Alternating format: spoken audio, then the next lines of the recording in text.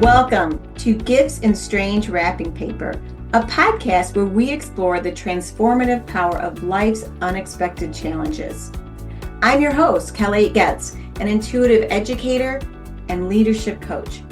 My journey into holistic practices began after our stillbirth of our second son in 2007, a profoundly devastating experience that I now lovingly refer to as a gift in strange wrapping paper. This pivotal moment revealed my life's purpose to teach and empower others to heal with grace, love, and gratitude, and to live their best lives now. Join me as we delve into the stories of resilience, healing, and personal growth, uncovering the hidden gifts within life's most challenging times.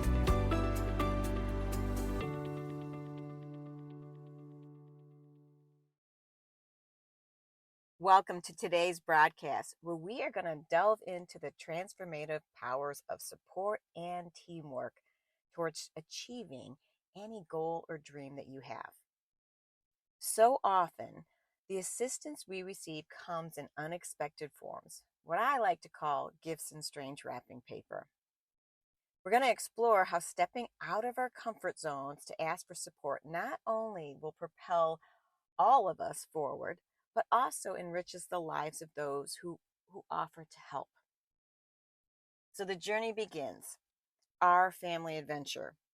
In November of 2023, our family had received an exhilarating news. Our son had been accepted into the GEAR program at Purdue University. What's that, you might ask? Well, it was a 7-month work-study program in the country of Germany. Sounds pretty exciting, right? Now, my husband, his family actually has some German heritage, and my son had started studying German his freshman year in high school. In fact, he convinced me that it was better to switch from Spanish to German. So that's what he did. Now, here we are years later, and he wants to connect to his German heritage on my husband's side. I had been wanting to travel to Europe myself, only I wanted to travel to Italy and France, which is where some of my heritage comes from. Anyways, in that month, my son had to come up with an internship, get himself approved for the institute that he would ultimately do in his schoolwork. And we thought, as a family, how cool would it be to actually go visit him the following summer while he was still in Germany? The only problem with this is I tend to be the one to plan all the family vacations. My husband, on the other hand, is just not real keen on planning vacations. It's not his pleasure, not his joy. Give him a bike and a whole road ahead of himself, and he'll go 30, 50, 100 miles without a problem. But planning a vacation is like pulling teeth for him. And for me, I find it kind of challenging to plan on a budget, which is what we'd been doing since the start of our marriage. So quickly, by December, I had managed to come up with enough miles to get myself, my husband, and my daughter to Germany. And that's where the planning began, and that's where it ended. By January of 2024, what I hadn't predicted or foreseen was I was suddenly going to have a contract to develop a 2-day live stream class that would be presented by myself and a colleague at the end of April. What I didn't realize in accepting that opportunity was it was going to be on the fast track, and it was going to consume a lot of my time and my energy. So now here we are planning to go to Germany at the end of May, beginning of June, to visit our son. All we have are plane tickets, which is a good start, and we know nothing else about Germany. And even though I had been to England and I had been to Fiji on several different occasions, in all of those other cases, it was a destination. I was going to teach a class, I was going to take a class, I was going to volunteer.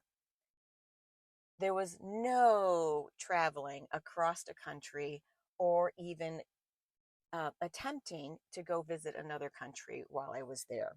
And we wanted to end up in Paris. And the reason why? Well, when our daughter was 2, 3, 4, she started talking about two locations. One was Paris and one was Hawaii. I don't know where it came from, but she had talked about it since she was a little girl, wanting to go to Paris or wanting to go to Hawaii. So it seemed to entice her to get her excited on board, we had to end up in Paris. So now here we are, and we are waiting for this trip to come together. I had fallen into this intense project. My husband wasn't really keen on looking for where we should go or what we should do. And I'm starting to have a tremendous amount of anxiety. So I thought, well, I know what I'll do. If there was ever a time to get a travel agent, this was the time. I would hire a travel agent and pay whatever fees would be required to pay. Seems like a good plan. I'm going to pay for the support that I needed. Well, there was one little problem with that. The questions that she would ask of me were, where do you want to go? How long do you want to stay in this location? What type of pricing do you want for each place that you stay at? I had no clue. I had no idea where to stay, where to go visit, what to look for. And my son, having never been there before, he was as clueless as we were. More importantly, his focus was trying to line up the job, line up an apartment, and be flying somewhere by the first week in January. So he wasn't going to be looking at places to travel to quite yet. He had bigger priorities for himself. Now I'm getting nervous. I'm getting stressed. I don't know where we're staying. I don't know where to even begin. And I don't even know where my son is going to end up once he gets there.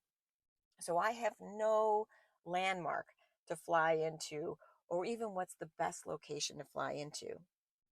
I quickly realized that although I loved the travel agent and would have loved to have worked with her, her first initial quote for what it would cost to take 3 and 4, that was already going to be in Germany, to visit Germany was going to cost $21,000 for the 4 of us.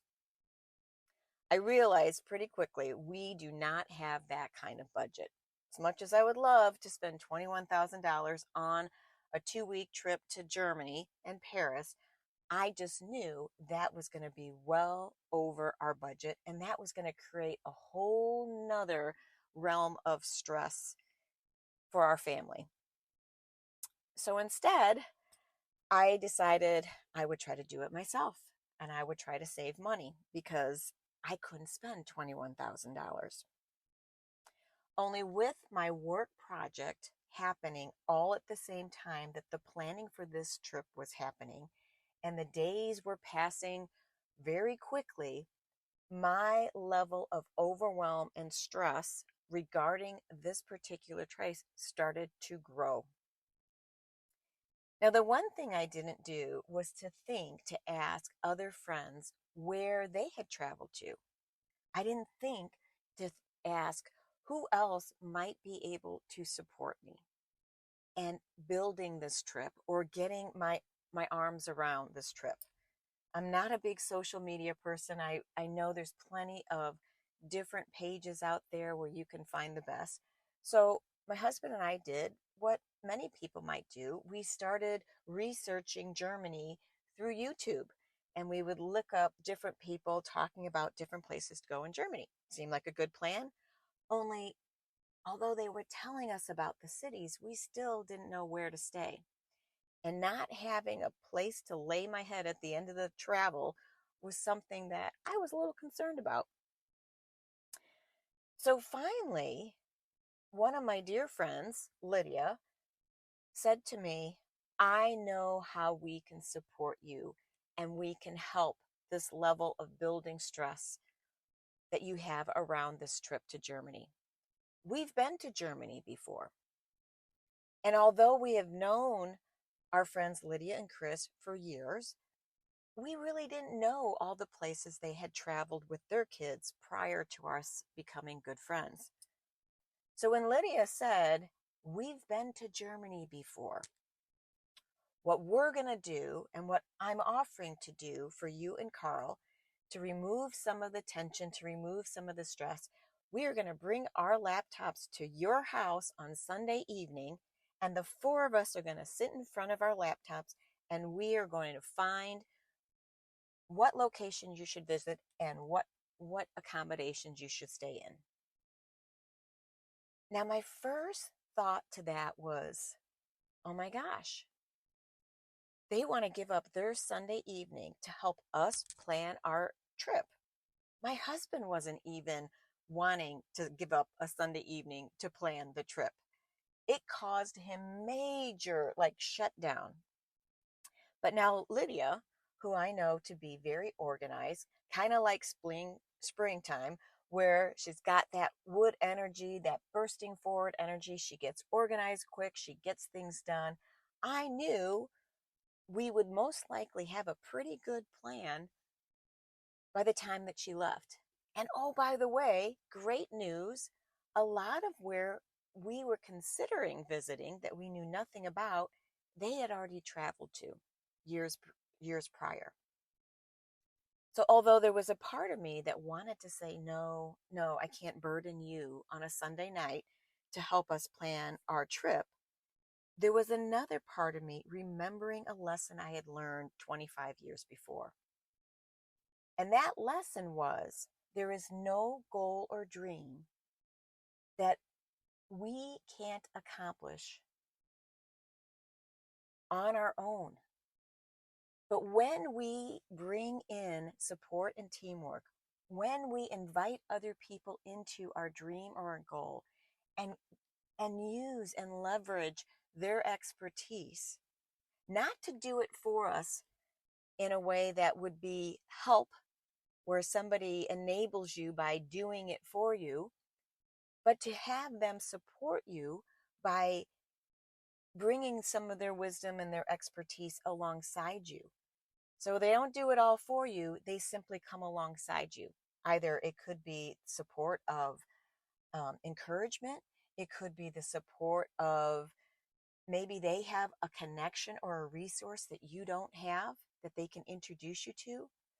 Maybe in this case, like Chris and Lydia, they had traveled to Germany before. They had already planned a trip once, already visited the country, and they had a sense of what they liked and what they didn't like. And they were somewhat like us. So, although there was one part of me that wanted to turn down that Sunday evening, knowing that I had learned many years ago and I had accomplished a lot of different things by creating support and teamwork, I knew that if I said, yes, will you please come help me on that Sunday evening? Bring your laptops over. Let's see what we can create. Even though I was nervous about it and apprehensive that I was burdening them, bothering them, even though I had some of those reservations, I said, yes, let's do it. Well, sure enough, the four of us sat there with our laptops, and Lydia was quick to show me the beautiful photo book they had created from their trip many years before. She talked about the different cities. Chris talked about the different cities, the different locations. We talked about what the best scenario might be for traveling with the four of us, and not knowing still at this point exactly where Landon was going to be.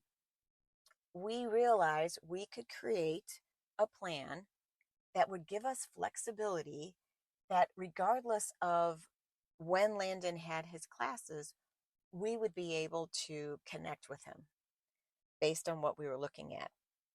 So Lydia and I really, we dug in.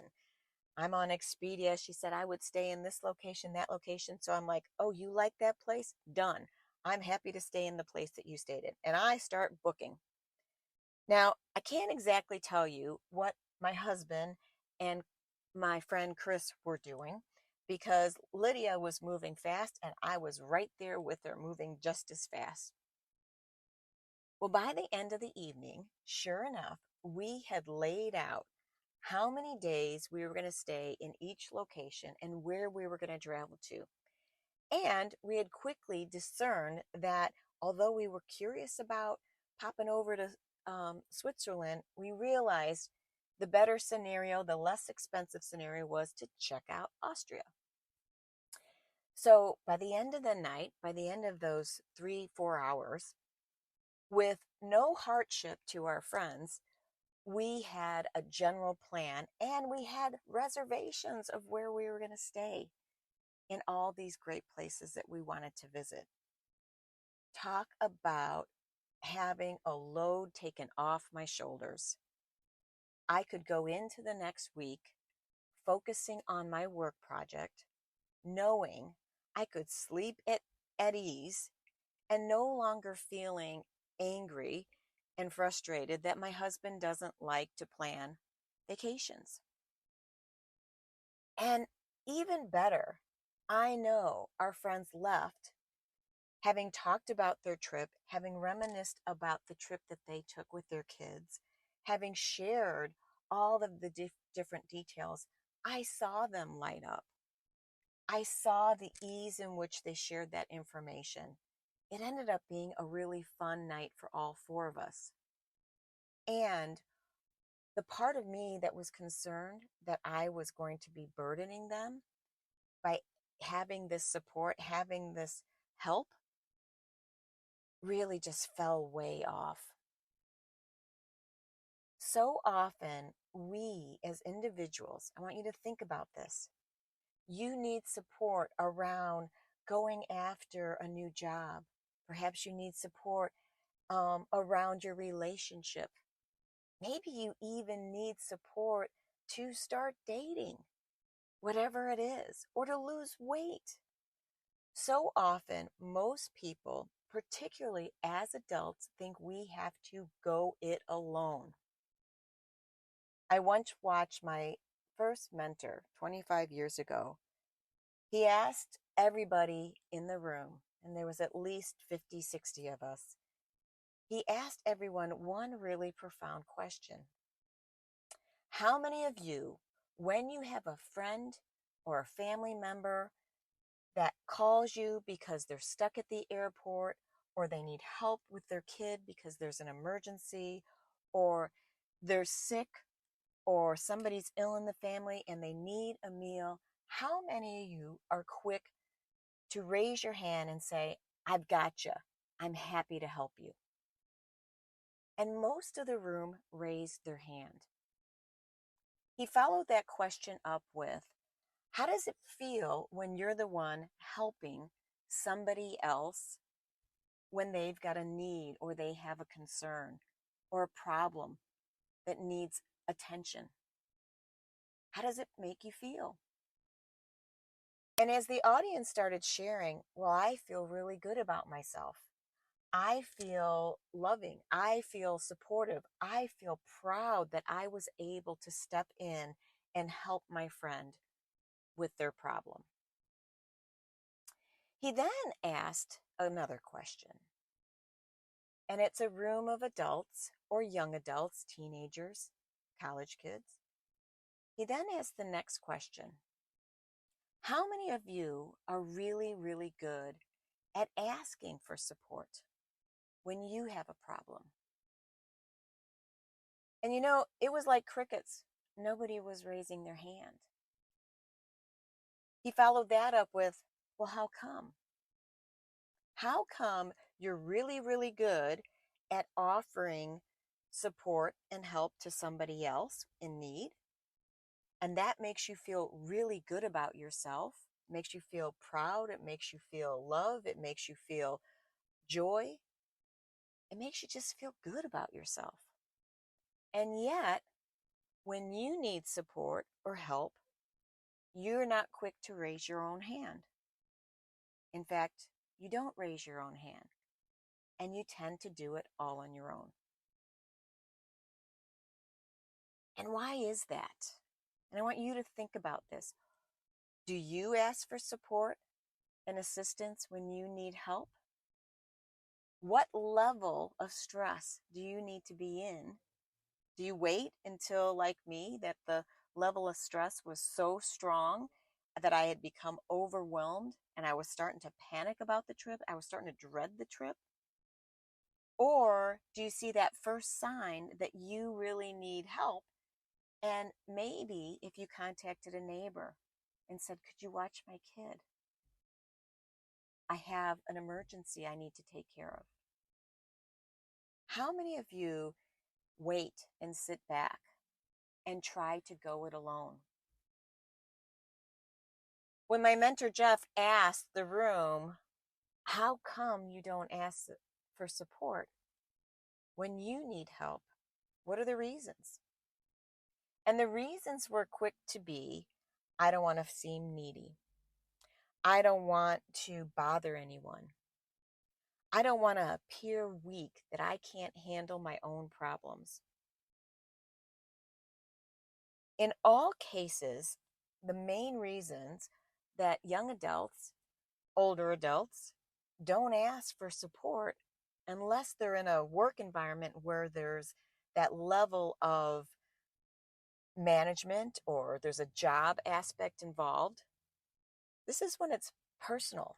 These are personal goals, personal dreams, where people seem to hold back, they seem to hesitate. And the main reason is most adults feel they have to do it on their own. And when that happens, not only are you robbing your friends, your family, your acquaintances the opportunity to feel like the hero, to feel good about themselves, to feel like they contributed to somebody else's life, to even feel important that they were able to step in and help you. You're literally, when you don't raise your hand and say, "I need support, and this is the support I need. Can you support me in this way?"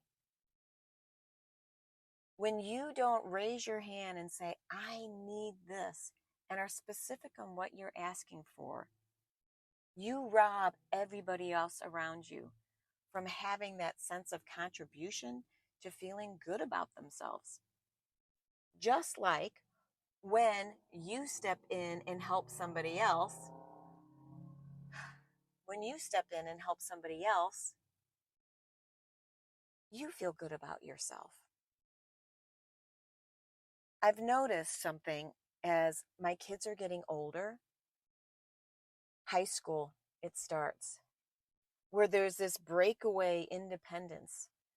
You know, they're used to asking you for everything, whether it's money, time, support on homework, support getting to their practices, getting to and from school. And in high school, there's this shift of energy that starts to happen where the high schooler needs to start breaking away. And as a parent, you know you're getting ready to, launch them into the world where they're going to have to, go start a job, or they're going to have to go to college, and they're going to have to figure a few things out. So there's this bit of separation where at one time where we supported our children with everything, or you, if you were never a parent or a grandparent, you were supported by your parents for a period of time, or maybe your older siblings. And then there's a point where we have to create more independence and more separation. There's many studies that have shown that that people don't ask for support because they don't want to seem needy. Just recently I was talking to my son, and he was saying, "Mom, I've got it. I want you to know I've got it. I've got this, I've got that, whatever the thing he's working on." And I realized very quickly is that, you know what? I know you've got it.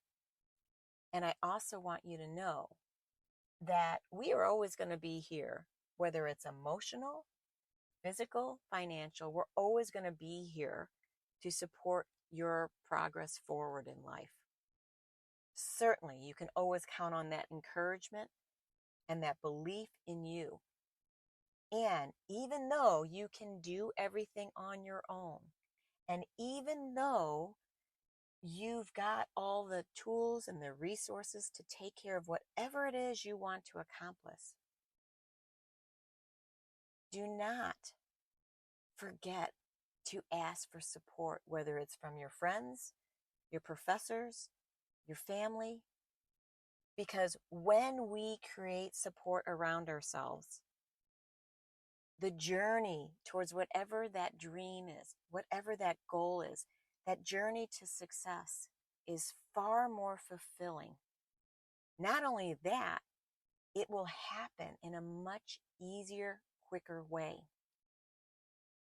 I often tell my clients that the closer you get to a dream or goal, that's when the knees start shaking, the nerves start breaking, and that fight, flight, freeze response starts telling us every reason why we are not meant to go. Very similar to that little voice that started saying, I can't afford this trip. It's too hard to plan. I'm doing it by myself. I've got too many other things going on. What am I thinking?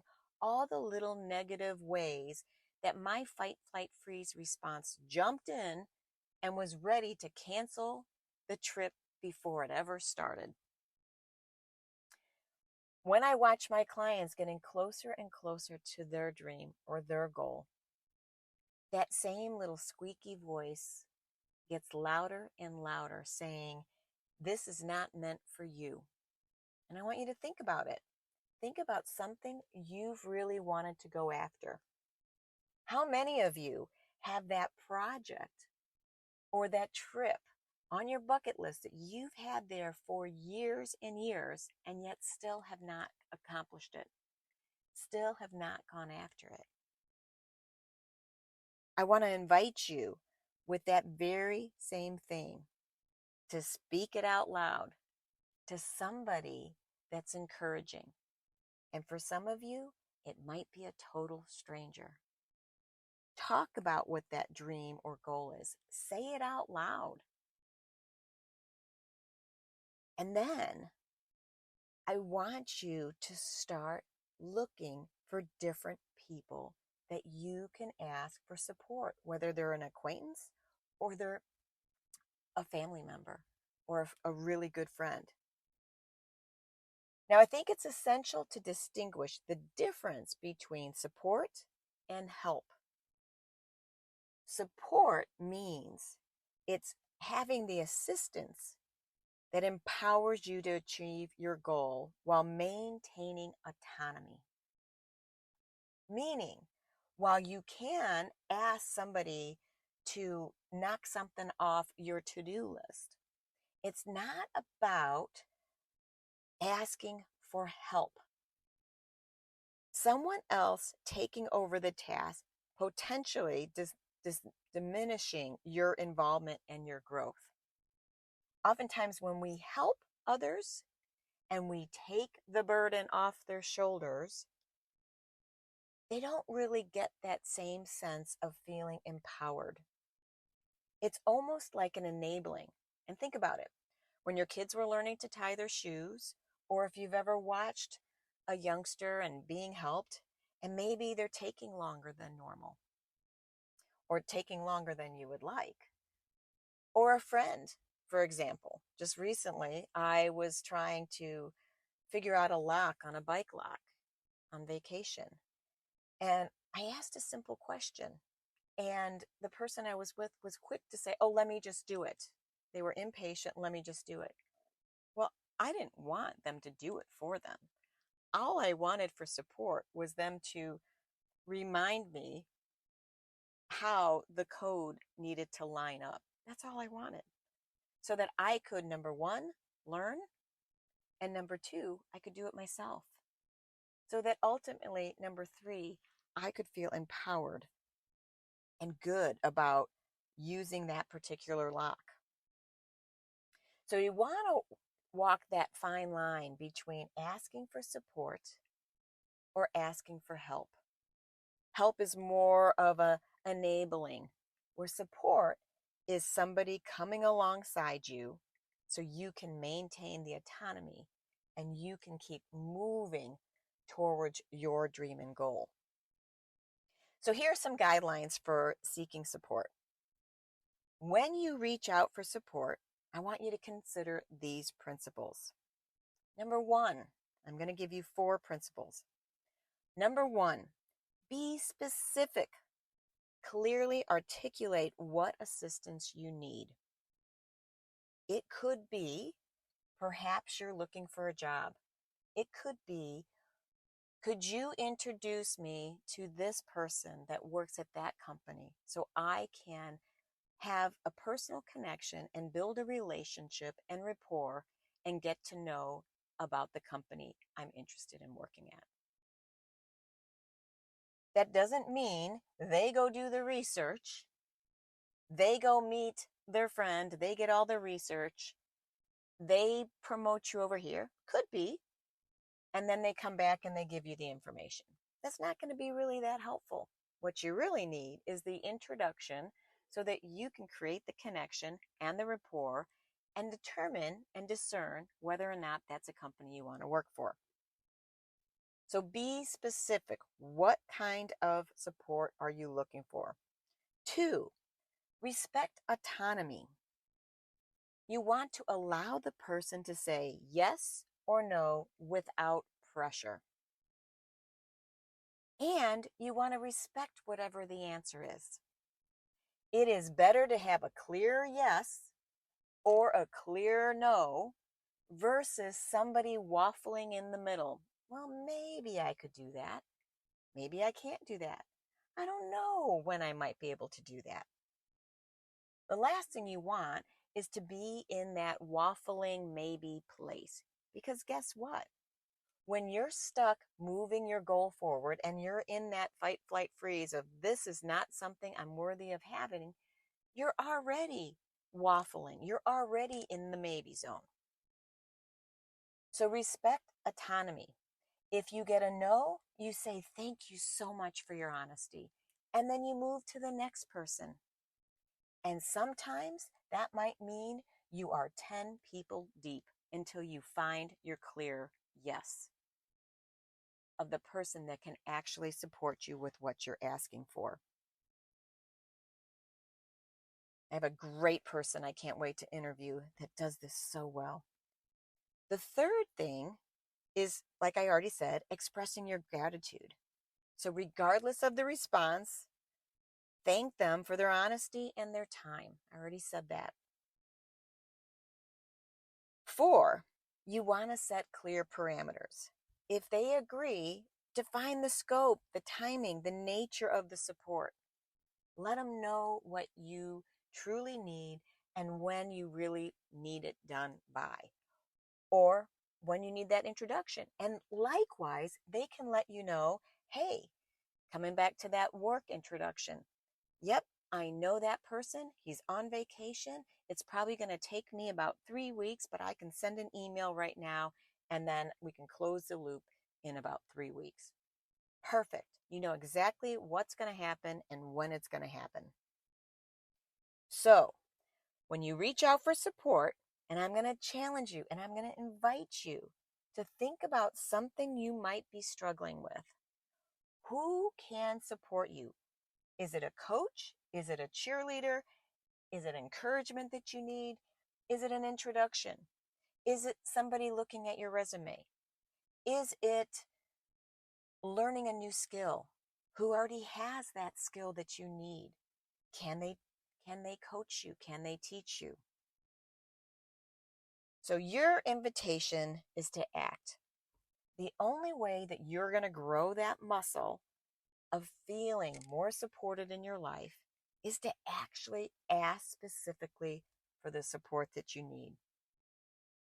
I want you to reflect on your own goals, your own dreams, and then start reaching out. I dare you to ask for support. And keep in mind the distinction between seeking assistance and relinquishing control. Notice, how does it feel to articulate your needs when you do this? Observe the reactions of those you approach.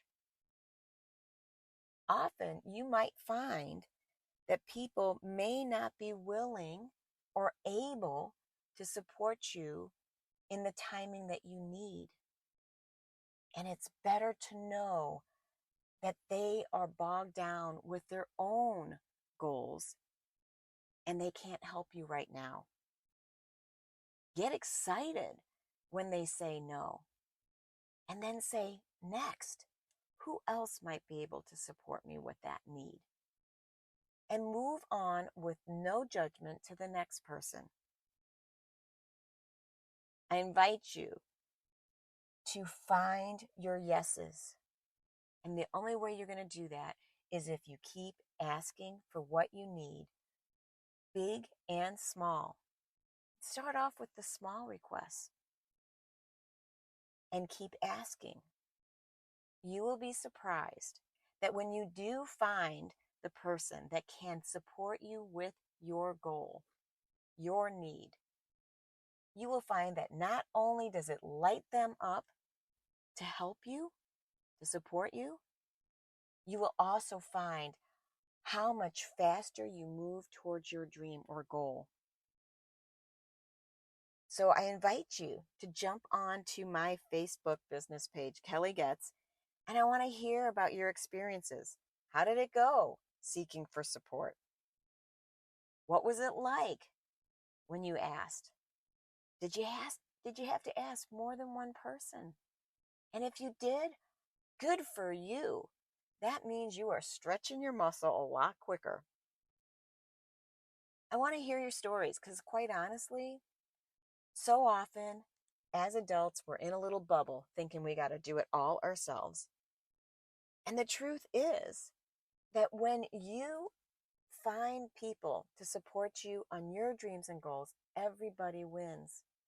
They feel good because they've supported you, and it's a win for them because usually when they say yes, the timing's right, and what you're asking is something they can actually contribute with. Secondly, you're going to notice that when you start asking specifically and you start breaking down the steps of your goals into little bite-sized goals, breaking it down to small goals, and you start finding people to support you, all of a sudden the right people are going to just start showing up. You won't even have to articulate what it is you're looking for because all of a sudden you'll be sitting in a room. Perhaps you want to write a book. And guess what?